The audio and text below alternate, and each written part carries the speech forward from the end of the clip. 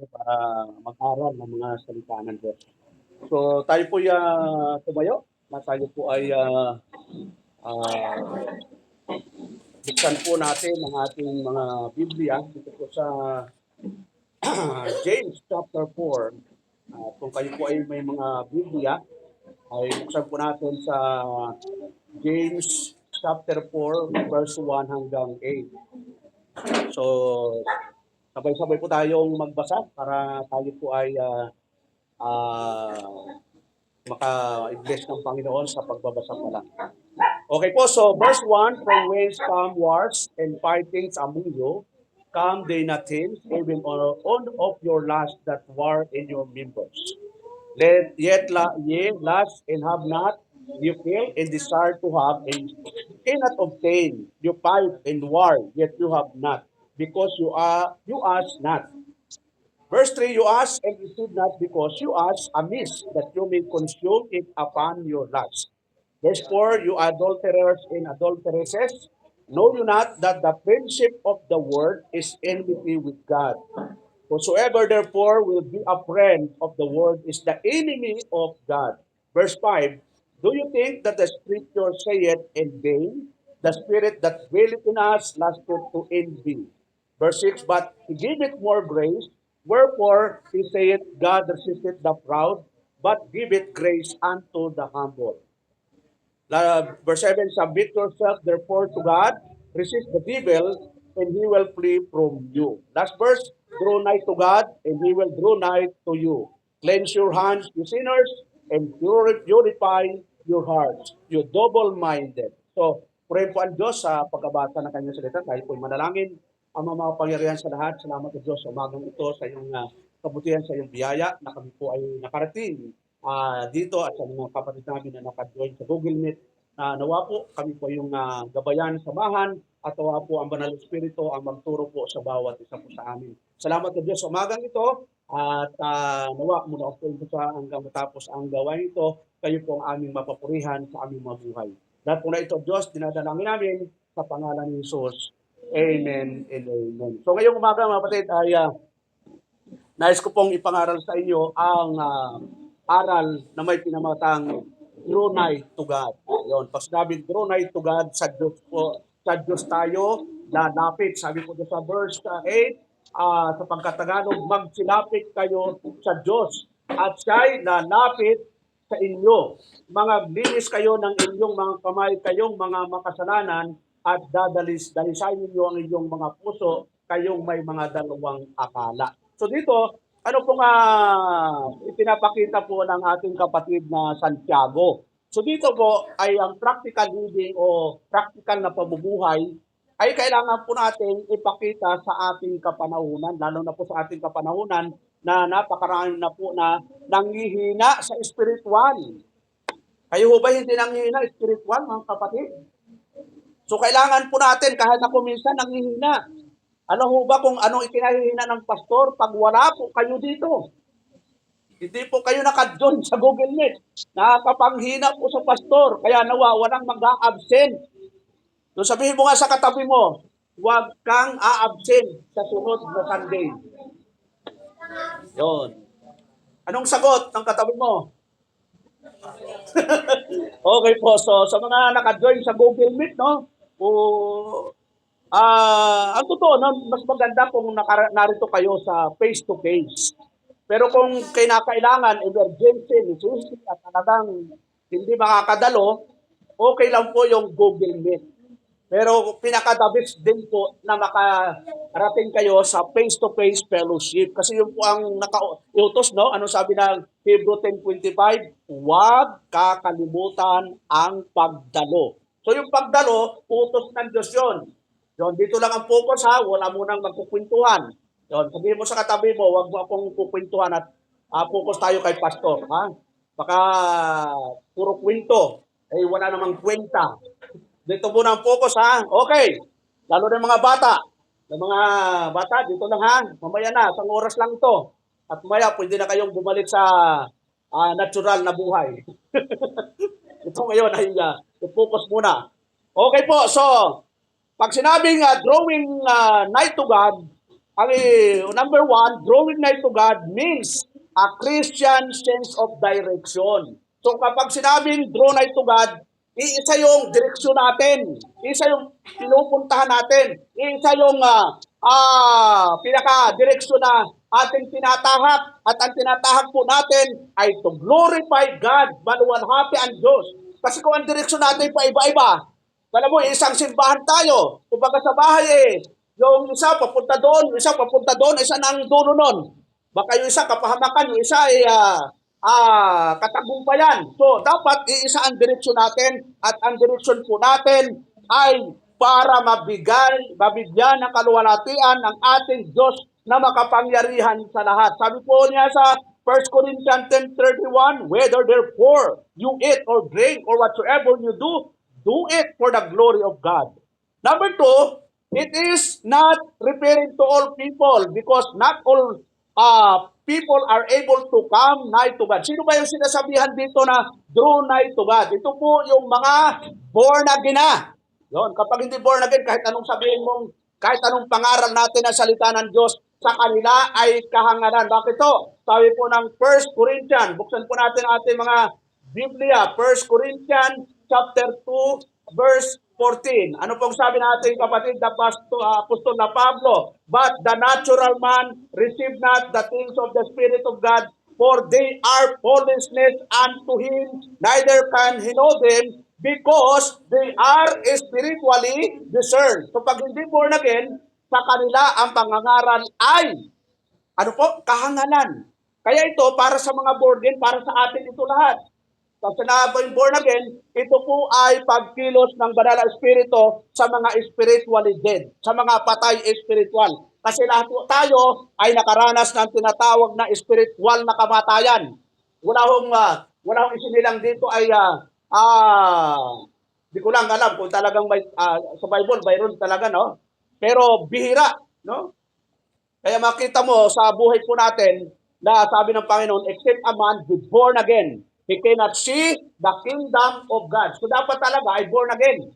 Pag ay born again, hindi porke nandito ka, born again ka na. Hindi porke nagbabasa ka ng Bible, born again ka na. Ang pagiging born again is only the work of the Holy Spirit. Yung tinatawag na vital phase of salvation. Pag gumawa ang banal espiritu sa isang tao, unconditional po yun.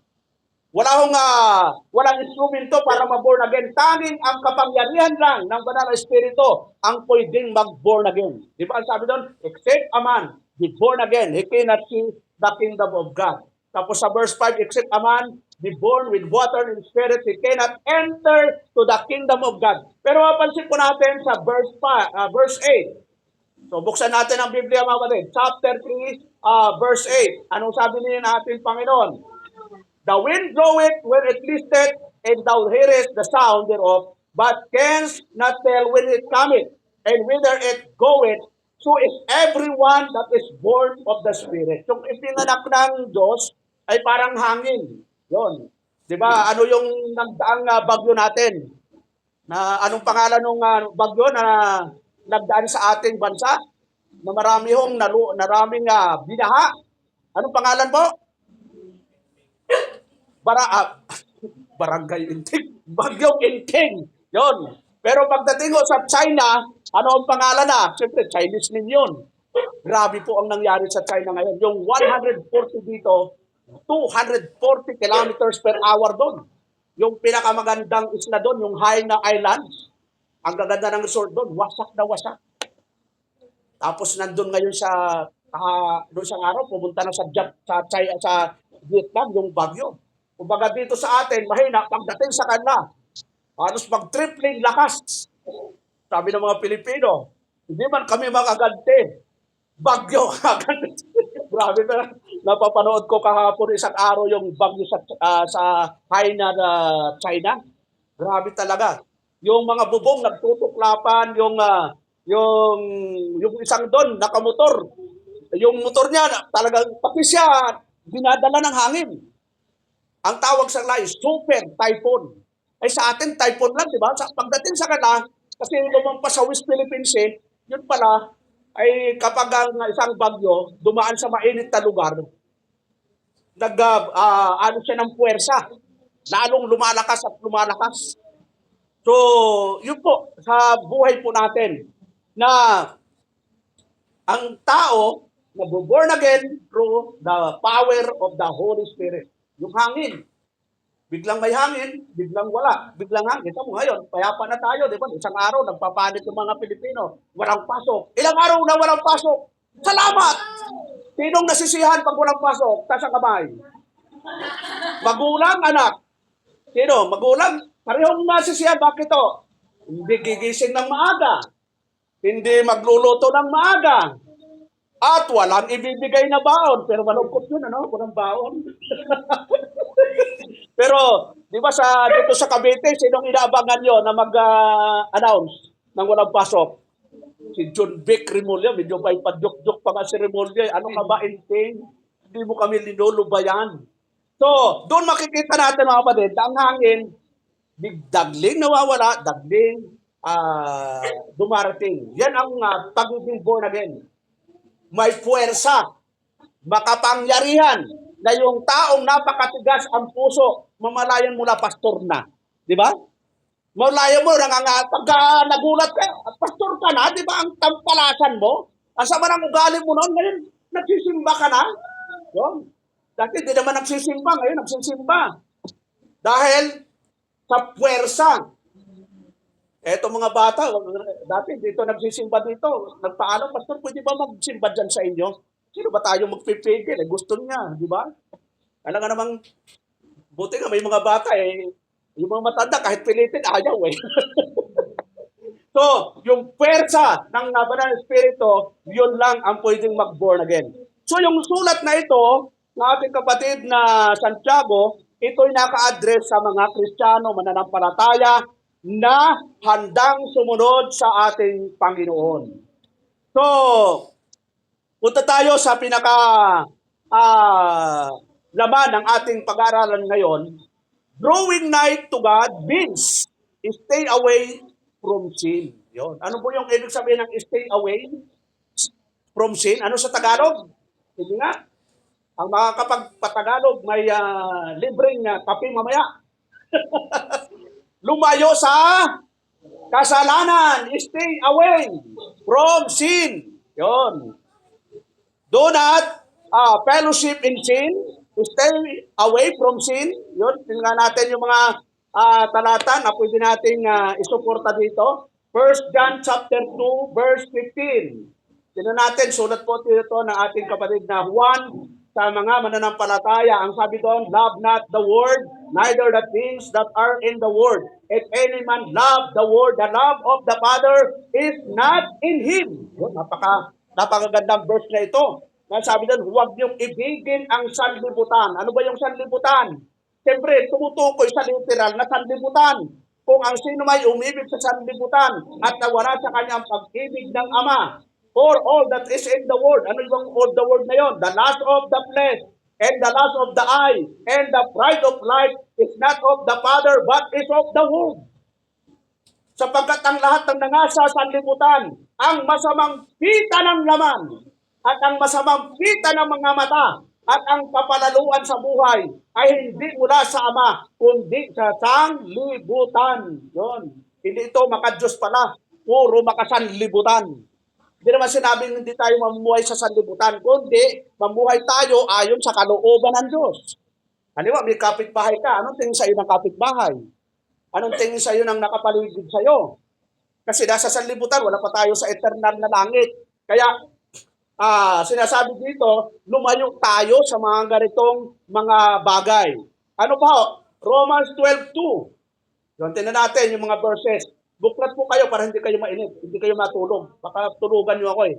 Yun. Habang babanggit si pastor ng verse, magbuklat po kayo. Romans 12:2, anong sabi doon? And be not conformed in this world, but be you transformed by the renewing of your mind, that you may prove what is that good and acceptable and perfect will of God. Ano ibig sabihin ni Apostol Pablo dito sa sulat niya sa mga taga-Roma? Sa Tagalog, huwag kayong magsiayon. So, ang sinasabihan dito, mga mananampalataya, Kristiyano, membro ng isang local church, nang sabi niya, huwag kayong magsiayon sa sanlibutan ito. Pag sinabing magsiayon, nakikigaya ka, nakikiganito ka, alam mong masama, pero join ka na lang. Ano yung kantang join ka na lang? May kanta yun, join na lang kayo! And, ano ba yun? Sa good time. Parang ganun, ano? Tawa Sister Perez. Huwag tayo mag-join. Pag masama, pag against the law, against the will of God, abay di bali. Huwag natin gayahin. Sabi doon, huwag kayong magsiayon sa sanlibutan ito, kundi mag-iba kayo sa pamamagitan ng pagbabago ng inyong pag-iisip upang mapatunayan ninyo. Yun. Kasi mahirap yung magsabi, ako naman yung sister, ako born again. Ako'y napakabait kong Kristiyano. Pero sabi ng Apostol Pablo, huwag kayong magsiayon para ano daw, mapatunayan ninyo kung alin ang mabuti at kaya-aya at lubos na kalooban ng Diyos. Kasi pag compromiser tayo, kung anong agos, abay-sabay ka rin, parang ang hipon. Ay, hindi pala. Ano ba yung sumasabay sa agos ng mga isda? Anong isdang sumasabay sa agos? Kung nasaan yung agos nandun? Ha? Jellyfish. Jellyfish, totoo yun. Yung jellyfish, kita mo, kung saan yung agos, punta kayo sa Naik, sa Tansa, Maragondon, pag malakas ang alon, diba, daming salabay. Sa amin, salabay. Ano yung jellyfish? Jellyfish ba yun? Yung nangangagat, kapag umano sa dumikit sa iyo, namumula, namamaga. Ba't namaga ka? Kinagat po ako ng jellyfish. Pero mapansin mo, sumasabay lang po sa agos yan. Pero ano ang ano sa tubig na kapag may agos, sinasalungat siya yung agos. Kapag malakas ang agos, kung gaano kalakas ang agos, sinasalungat siya yun.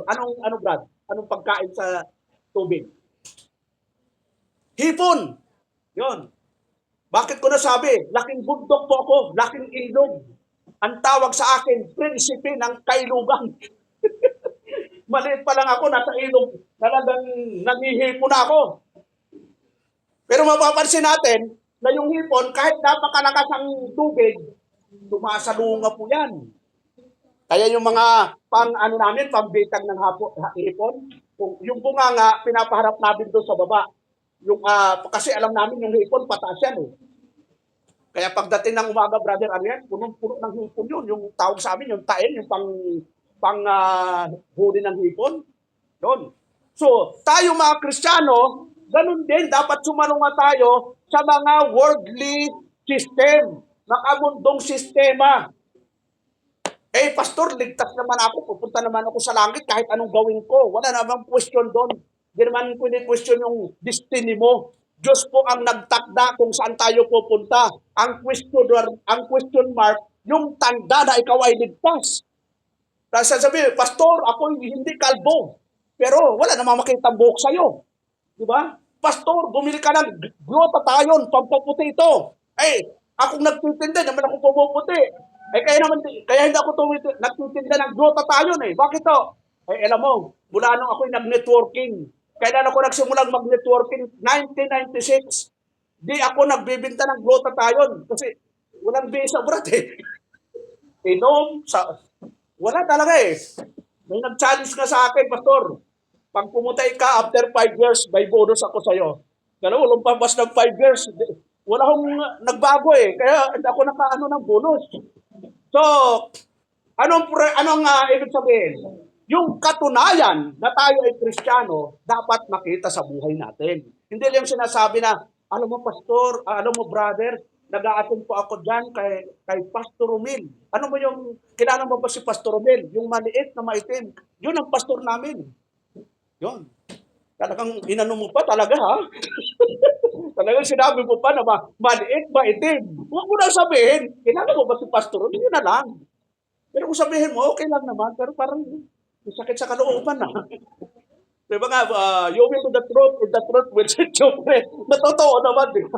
Pero, yun ang katibayan, sabi doon, sa pamagitan ng pagbabago ninyong pag-iisip upang mapatunayan ninyo. Ano niyo mapatunayan? Kung alin ang mabuti at kayaya at lubos na kalooban ng Diyos. Yun ang pag-iwas sa kasalanan. Ano ba ang kasalanan? Yun, sino pang magbibigay ng definition ng kasalanan? Brothers mo, ano ang kasalanan? Oh, yun, ang kasalanan ay paglabag sa kautusan. Yun, may kautusan kasi ang Diyos. Kumana, ang tatay mo, may tatoran is, brothers mo, magwalis ka bukas, ha? Opo, daddy. Ay, dumating na si brother dyan, di pa nagwalis. Anong gagawin ni daddy? Halika. Halika, at may tsokolate ako. Ganon ba gagawin? So, mayroong disiplina na gagawin kapag hindi sumunod sa utos ng Diyos. Kaya, ano ang sabi doon? Kailangan sumunod sa Diyos para hindi tayo magkasala. O yun, so tingnan din po natin, mga kapatid, dito sa 2 Corinthians, yan ito, maraming mga aral po dito na pwede nating matutunan. Chapter 6, verse 14. Yun, ang sabi ni Apostol Pablo, be not unequally yoked together with unbelievers. Yun. Ano sa Tagalog? Huwag kayong makipamatok ng kabilang sa mga di nagsisampalataya. Yun, ano po? Ano po sabi doon? For what fellowship had righteousness with unrighteous? And what communion we had light with darkness? Ano po sabi doon? Sapagkat anong pakikisama mayroon ang katuwiran at kalikuan o anong pakikisama mayroon ang kaliwanagan sa kadiliman. Yon, ito ina-address palagi ito sa sa mga dalaga at binata. At kahit hindi sa dalaga at binata, huwag daw ano daw? Pamatok ng kabilang sa mga di nagsisampalataya. O mga dalaga at binata, mga nagbibinata, sino ang nililigawan nyo ngayon? Believer o unbeliever? Sino mga dalaga at nagdadalaga? Sino yung nanliligaw sa inyo? Believer o unbeliever? Makadiyos ba yan o hindi makadiyos? So pag hindi makadiyos, ang sabi doon, tingnan natin, verse 15. Anong pakikipagkasundo mayroon si Kristo kay Bilial? O anong bahagi mayroon ang sumasampalataya sa di sumasampalataya? Kaya nga sa atin, kapag ito ay mag-aasawa, dapat ang unang katangian ay Kristiyano, makadiyos. Ay minsan ang unang katangian ang hinahanap ng binata. Anong unang hinahanap ng binata? Maganda, sexy, maputi. Ano pa? Ano pa ang hinahanap ng mga binata? Maganda, sexy, maputi. Ano pa? Long hair, at saka degree holder. Nasaan yung unang katangian na dapat makita natin? Dapat Kristiyano. Yon. Ano ba yung kasunod nun? Hindi na yon sa Panginoon, ang importante ay mananampalataya. At anong klaseng mananampalataya? Baka naman ay membro yan ng ng mga kulto. Naku, nagpe-praise the Lord naman, pastor. Nag-hallelujah. Yun. Eh baka naman, kampo ng kadiliman yan. Alam mo naman si Satanas nagbumukhang anghel yan. Siguruhin natin na siya ay totoong Kristiyano, mananampalataya. Hindi lang nagpe-praise the Lord. Kaya tingnan natin sa Amos. Ano yung sabi doon sa Amos, mga kapatid? Amos chapter 3, verse 3. Ano po yung sabi doon? Can two walk together except they be agreed? Di ba? Napakahirap po magsama kapag hindi kayo nagkakaisa. Minsan, ang mga binata, nagkakaisa lang yan pag nandiligaw. Pero pag kasal na kayo, doon lalabas talaga yung naturalism niya. Wala hong nanliligaw na magpapakita ng negatibo. Lahat ng positibo, kahit mga dalaga. Di ba? Kita mo, pag alam na ng dalaga na magliligaw yung binata, 1 week before, mag-prepare na yan. Maglilinis ng bahay. Ano pa ang hinahanda ng mga dalaga? Anong ginagawa pag may manliligaw? Naglilinis ng bahay. Ano pa? Alam mo, darating ngayon ang manliligaw mo. Maglalaba. Bakit maglalaba? Baka yung mga labahan mo nandun sa sala. Yon. magpapabango, yon, magsusuklay. Ganun ang ginagawa, di ba? Siyempre, binata, ganun din, nagpapamada. Yun. Talagang, ano yan, pero nung ikinasal, hindi na nagsusuklay si Mrs. Yung buhok naglilipara na. Pati si Mister, wala na rin pag-aayos. Tandaan nyo, sinagot mo siya, niligawan mo siya, na talagang nag-aayos at pareho kayo nag-aayos. Tapos nung nag-asawa, para kayong nagpapabaya na sa sarili. Eh marami ho sa labas, mga ganda at mga gwapo. Kaya kailangan ang mga dalaga at binata, kahit may asawa, nag-aayos po. Yun. Magbumili kayo ng kulon. Magkano ba ang kulon ngayon, Sister Pides? 13 pesos. Pagdating ng asawa, ibuhos nyo sa inyong katawan, may babango. Pero pagdating ng asawa mo, amoy ka galunggong, amoy dilis, amoy tuyo, malayo pa lang eh. Kasi puro tuyo naman. Kasi yung budget, puro pagtuyo lang eh. So ibalik natin yung sigla. At importante doon, kahit kayo ay hindi naman kayamanan, basta kayo ay parehong mananampalataya, Kristiyano, sigurado mararampasan din ang mga problema. Kasi pag ang asawa mo hindi Kristiyano, napakahirap po. Halimbawa, ang magiging asawa ni si Sir Jade ay hindi Kristiyano, ikinasal sila, pero pagdating ng after 1 month, naglalasing. Sweetheart, nandito na ako sa bahay. Bro, nakaluto ko na ba? Ay, hindi pa nakaluto. Halik-halik ka. Hindi ka ba nakaluto? Ito sa'yo. Talagang binigwasan. Ay, siyempre, lasing yun. Uulitin mo pa ba? Hindi na. Hindi mo na maulit. Ginawang punching bag. Yun. Eh di tulad ng mga Kristiyano, mananampalataya, kahit nagagalit yan, may self-control yan. Kahit talagang mayroong pagkukontrol. Kaya tayo mga Kristiyano, nagkukontrol tayo. Yun. Self-control. One of the fruit of the Holy Spirit is self-control. Kahit gusto mo siyang patayin, kahit gusto mo siyang putulan ng dila, kontrolin mo yan. Nung unbeliever, pag naisip natin, nagagawa natin yun, di ba? Pag sinabi natin, nasasampal natin. Nasusuntok natin, bakit to? Wala naman tayo self-control eh. Eh, ngayong Kristiyano tayo, nakokontrol natin ako, kung hindi lang ako Kristiyano. Yun. Bawat si Father Ariel. Kung hindi lang ako Kristiyano, matagal na kitang gano'n. So, mayroon tayong self-control. Alam natin, one of the fruit of the Holy Spirit, self-control, patience, joy, peace, long-suffering, love. Dami yun. So, ano ang pinupunto dito? Stay away from sin. Alam mo ba nyo na kapag gumatay ng kasalanan, sumasamba din tayo sa Diyos-Diyosan. Sabi po ng Colossians 3:5.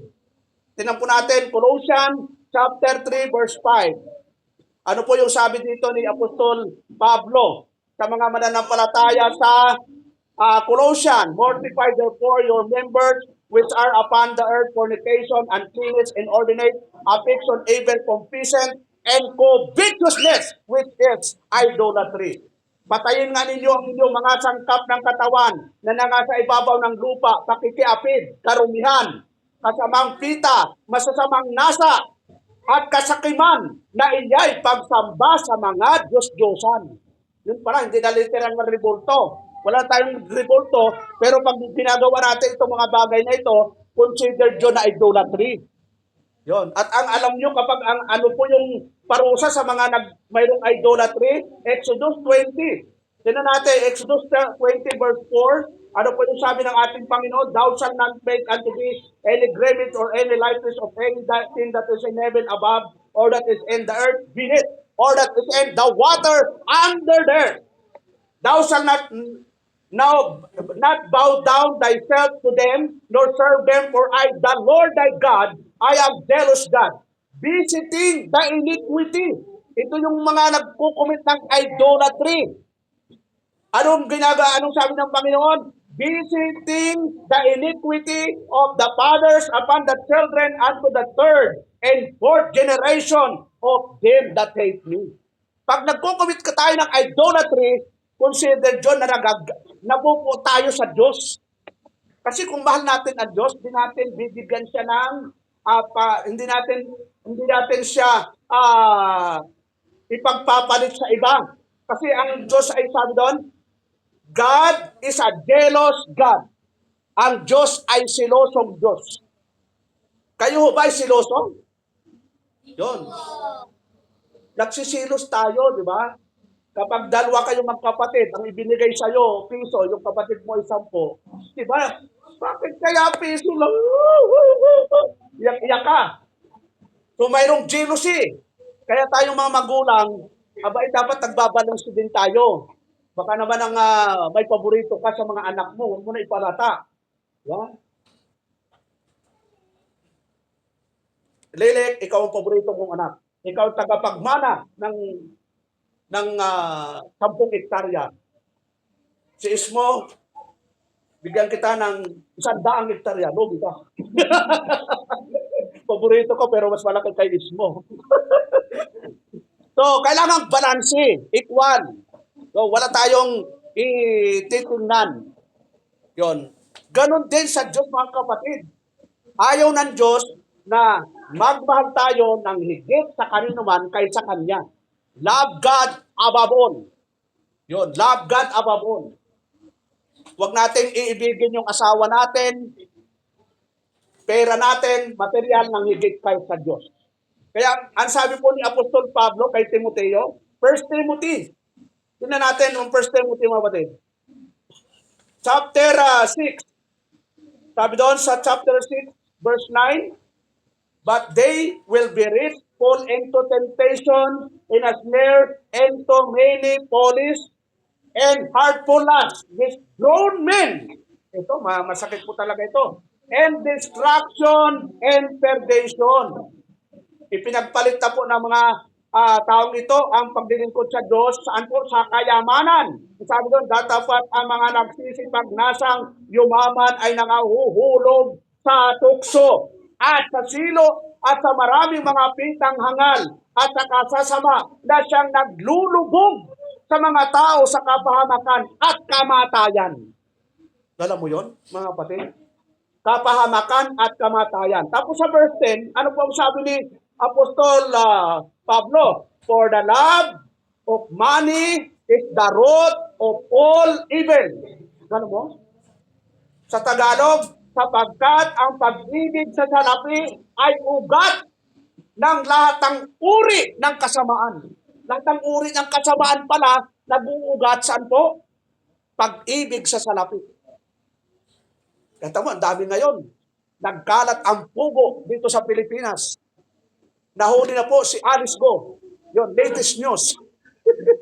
Nahuli na po si Alice Go, si Cassandra Ong, yung kapatid ni Alice Go. Sino po nga kapatid ni Alice Go? Si Lago. At may isa pa po siyang kapatid na lalaki, si Wesley Go. Master po yan. Yun. Galing po ako sa China. So, sumasubay po kasi ako ng hearing sa Senado. Yun. Pero makita natin, ang daming puguhab na dito sa Pilipinas. Ang daming hina-hire na mga IT. Yun. Para sila po ang magbalipula ng tinatawag na illegal gambling, illegal pugo, yung mga scam. Yun. Kung alam mo yung hero mining, galing pala sa pugo yun. $1 billion ang nakuha. At mayroong lumalabas na naman, bago na namang scam ngayon. Yun, daming lumalabas. Yun pala, sila ang nagmamanipula. Yun, ang gagaling nila. At ang Pilipino naman ay gustong yumaman agad. Yun, sali ka dito, Brad. After 5 months, mayroong kang dollar. Di ba? Daming natutukso sa pagyaman. Tandaan po natin, ang pagyaman, kahit di mo hangarin yan. Si King Solomon, mga kapatid, hindi niya naman hiningin yumaman. Pero ano ang hiningi lang niya? Lord, bigyan mo ako ng katalinuhan, karunungan para sa bayang Israel. Pero ang sabi ng Panginoon, hindi lang katalinuhan at karunungan ibibigay ko sa iyo. pati kayamanan. Damo? Nung sumunod si Kung Solomon, kasunod na yung material blessing. Di naman niya hiningi, Lord, bigyan mo na ako ng ginto. Pero di ba? Lahat ng dumadalaw sa kanya, barko-barko minsan ang dalang mga ginto. Sabi nila, nasa Pilipinas daw yung mga ginto eh. Kaya maraming nagmiminabran sa Kalinga eh. Baka nandun nga yun. So ano sabi doon? Sa verse 10, for the love of money is the root of all evil which will some committed after they have erred from the faith and purged themselves through with many sorrows. Yan, alam mo yun, no? Pag inuna mo ang pag-ibig sa salapi, ano sabi doon? Sapagkat ang pag-ibig sa salapi ay ugat ng lahat ng uri ng kasabahan na sa pagnanasa ng iba. Ito ay nangasinsay sa pananampalataya at tinuhog ang kanilang sarili ng maraming kalumbayan. Yun. Kaya marami tayong mga kapatiran, buong mundo, Luzon, Visayas, Mindanao, na nawala na po sa paglilingkod, nangasinsay na, nawala na. Anong dahilan? Ano sabi doon? Ano sabi doon? Tinuhog ang kanilang sarili ng maraming kalumbayan. Yun. Maraming kalumbayan. So, puro kalumbayan ang darating sa mga taong ayaw sumunod sa kalooban ng Diyos. Ang pera po hindi masama. Yun. Yun. Ang masama po, yung pera ang nagiging dahilan para tayo po ay mawala sa paglilingkod. Yan. Doon kay ate. Bigyan mo kay ate dali. Yan. So, ang pera, ginagastos po yan. Yun, ayon sa kalooban ng Diyos, ayon sa takda niya. Kaya tayo binibigyan ng blessing para magamit sa kabutihan, hindi para sa kasamaan. Yun, para tayo po ay maging marapat sa Diyos. So, ano pa yung sabi doon ito, mga kapatid?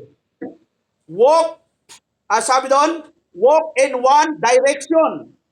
So, as a members of the church, dahil tayo po ay member ng Primitive Baptist Committee, dapat isang direction lang tayo.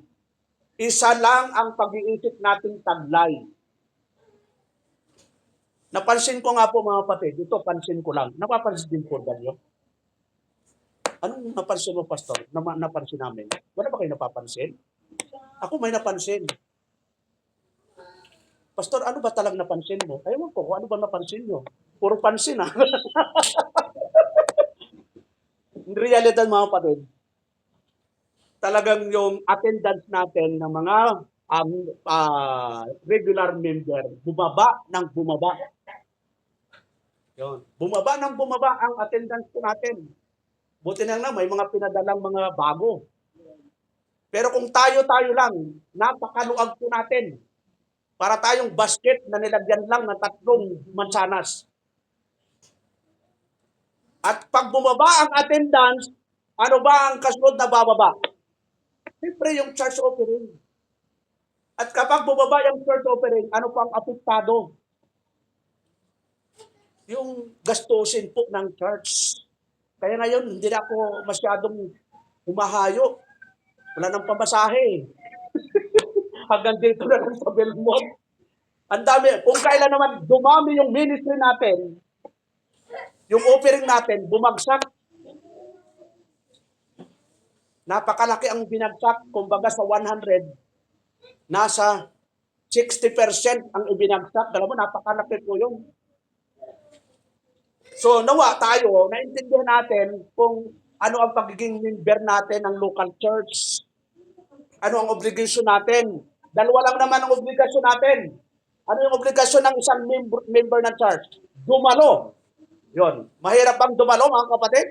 Kahit sa Google Meet. Madali namang dumalo eh. Magpindutin mo lang yung link. Naka-join ka na. Ano pa ang sunod? Naka-join na ako, pastor. Okay na yon. Ano pa ang kasunod? Dalawa lang eh. Sumuporta. Kasi kung wala tayong suporta sa ministry, baka ilang buwan na lang, mag-declare na tayo, kanya-kanya lang tayong buhay. So isang direksyon lang dapat ang inaano natin mga kapatid. Sabi doon, walking in one direction means one-minded, not double-minded. Ay bakit doon? Active ka. Bakit doon nakakadalo ka? Bakit doon nakakasuporta ka? Eh ngayon, nawala na. Ano ang dahilan? Nag-double-minded na po tayo. Dapat iisang direksyon. Sabi po ng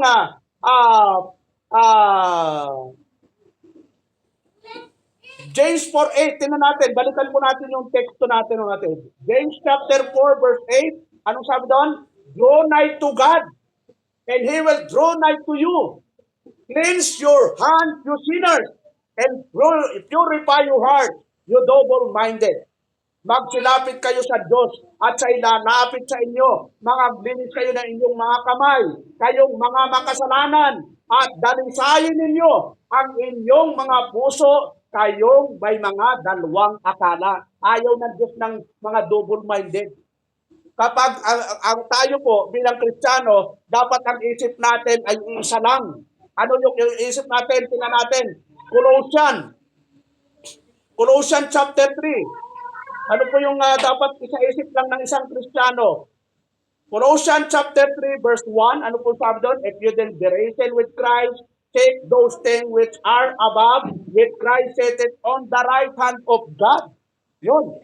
Verse 2, set your affection on things above, not on things on the earth. Ilagak ninyo ang inyong mga pag-iisip sa mga bagay na nangasa itas. Dapat nagkakaisa tayo doon mga kapatid. Na yung isip natin ay makalangit. O yung mga estudyante, tingin dito. Di ba nag-aaral kayo? Ano ang purpose nyo? Bakit nag-aaral kayo? Para matuto. Yun. Pag natuto kayo, 1 plus 1 equals 3. Yun. Ganun ba? Hindi. Pag natuto kayo, 1 plus 1 equals 2. Yun ang pagkatuto. So, ganun dun sa spiritual. Kaya tayo narito para matuto, para ma-i-apply natin sa ating buhay, para maging marapat. At yun ang sinasabi ng Apostol Pablo, set your affection on things above, yung mga bagay na makalangit, yun ang isa sa isip natin.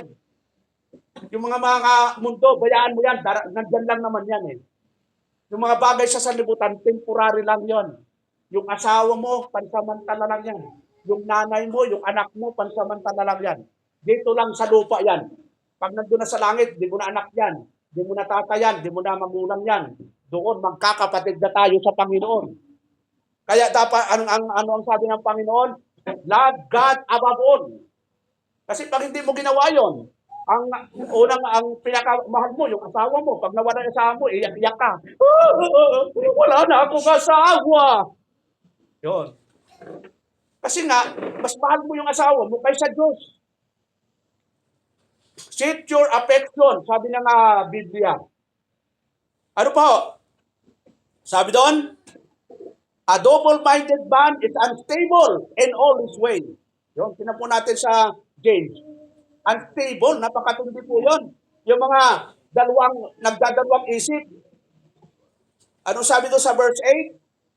A double-minded is unstable in his way. Ang tao may dalawang akala ay walang tiyaga sa lahat ng kanyang mga paglakad.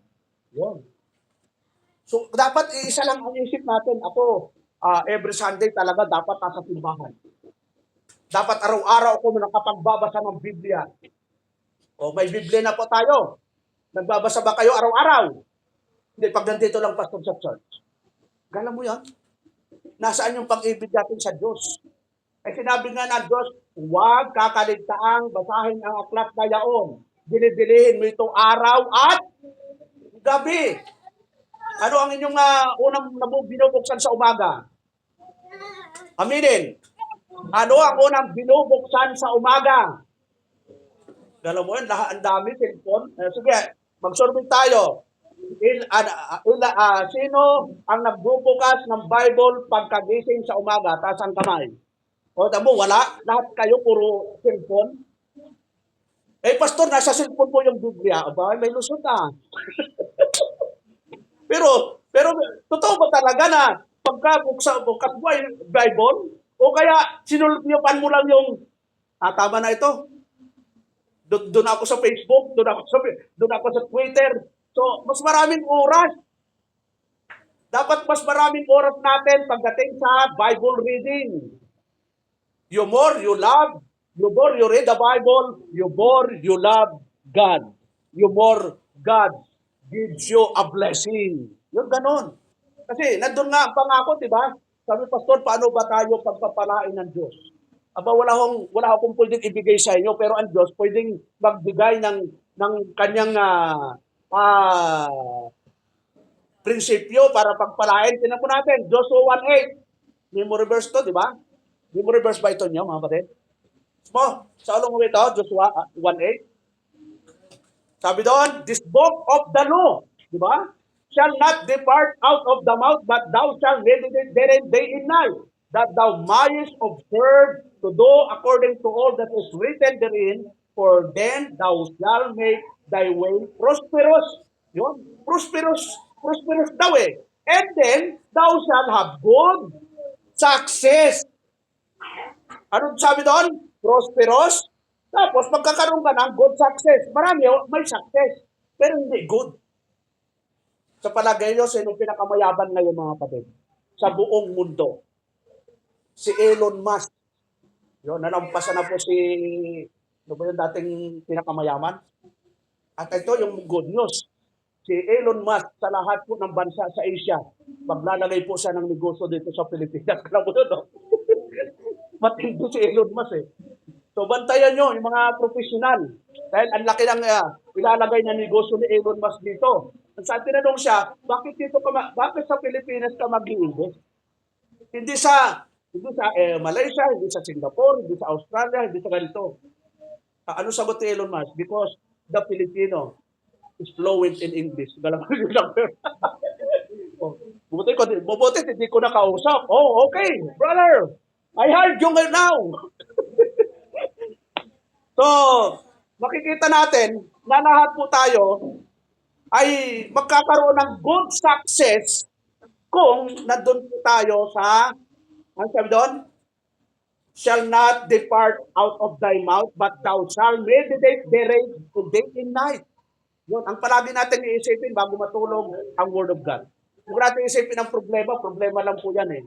Marami yung tao, maraming Kristiyano, kinatulugan na ang problema.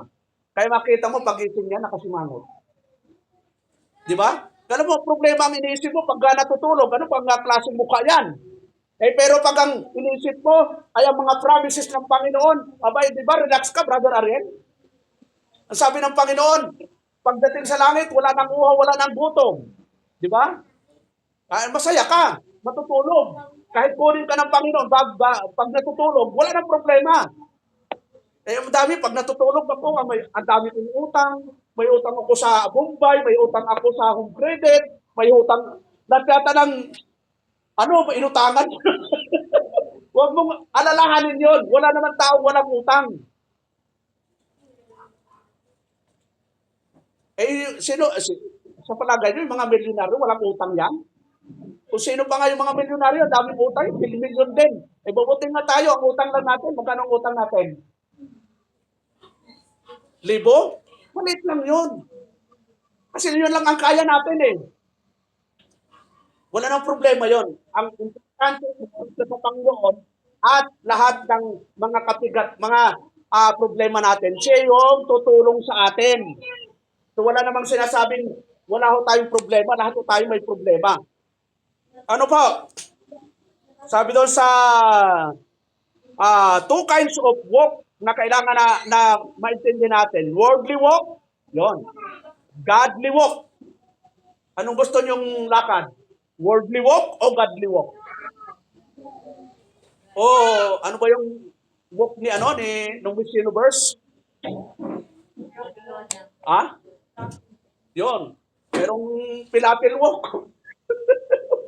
Pero kanya-kanyang sila pag yung mga Miss Universe, may mga tawag yung lakad nila eh. Dami mga mga klaseng walk. Pero tayo, dapat yung walk natin, godly walk. Yun, baka Diyos na paglakad. Hindi nung nagwo-walk ka, Kristiyano ka ba? Nakikita ko ikaw, nagsisimba ka dyan kay Pastor Romel eh. Bakit ganun ka? So, inaasahan kasi nila na kapag nagsisimba ka, maayos yung buhay mo, yung para kang Nagsisimba ka lang para makatakas doon sa ano, para parang ginawa mong tradisyon lang yung pagsimba. Hindi po. Once na ikaw ay sumamba sa Panginoon, dapat makikita na sa iyo yung katibayan nito. Makikita natin yung mga godly walk sa Bible, tatlong kabataan, ha? Yun, mga kabataan. Sino yung tatlong kabataan? Si Shadrach, si Meshach, si Abednego. Yun, tatlong kabataan ito. Kahit patayin sila, dadalhin sila doon sa porno ng apoy. Pero sabi nila, hindi pa rin kami sasambad yan kahit kami ay ilagay nyo sa horno. So, godly walk talaga yon. Sino pa? Si Daniel. Nanalangin siya 3 times a day. Ay bawal manalangin. Pag manalangin, papakain sa leon. Aba, nanalangin din si Daniel. Kasi nasa godly walk po siya. Sino pa ho? Si Joseph. Si Joseph, napaka matindi ito. Hinahabol po siya ng babae. Pero ano ginawa ni Joseph mga kapatid? Hinahabol. Marami akong naghahabol sa akin. Maraming babaeng naghahabol sa akin. Pero hindi naman yung... Pero sabi, mayroon ka ba dyan, pastor? Si Joseph, napakatatag po yung kaya spiritual. Bakit to? Alam mo, hinahabol siya ng asawa ni Potiphar. Pero, tinatakbuhan niya, iniiwasan niya, hindi niya pinatulan. Nasa godly walk po siya. Alam niya yung salita ng Diyos nasa puso niya. At sino pa? Ito matindi, yung mga worldly walk. Sino po? Si David. Sino pa? Si Samson. Alam mo, napakalakas na lalaki yun. Lahat ng mahawakan niya, Brad, kahit puste ng kaharian, paghawak niya, nagigiba. Pero anong ikinabagsak po ni Solomon? Ni Samson? Sa kanyang napakalakas na katawan, babae lang pala ang ikinabagsak niya. At kahit si David, di ba? Warrior. Ang daming napapatay niya, pero isa lang ang nangakapanghina sa kanya, babae. Yun. Siyempre tayo lahat mayroong kahinaan. At tatlo lang po ang kahinaan ng tao. Yun, tingnan po natin. 3G. Tatlong G. Pag ikaw ay babae, ang kahinaan mo ay lalaki. Pag ikaw ay lalaki, ang kahinaan mo ay babae. Pag ikaw ay hindi lalaki at hindi babae, ano ang kahinaan mo? Mayroon. Maari kung ikaw ay babae, ang kahinaan mo ay kapwa babae. Pag ikaw ay alanganin na lalaki, ang kahinaan mo yan lalaki. So doon, ang sinasabi ng Bible, huwag tayong mag-worldly walk. Dapat tayo ay godly walk. So, ano pa? Walk in newness of life. Yun ang dapat. Dapat mamuhay tayo sa bagong buhay. Nung hindi tayo Kristiyano, ang tawag sa atin, old nature, namumuhay tayo sa kamuntuhan, namumuhay tayo sa hindi maayos. Pero tayo ngayong Kristiyano, dapat tayo mabuhay sa liwanag. 1 John, tingnan po natin ang Bible mga kapatid.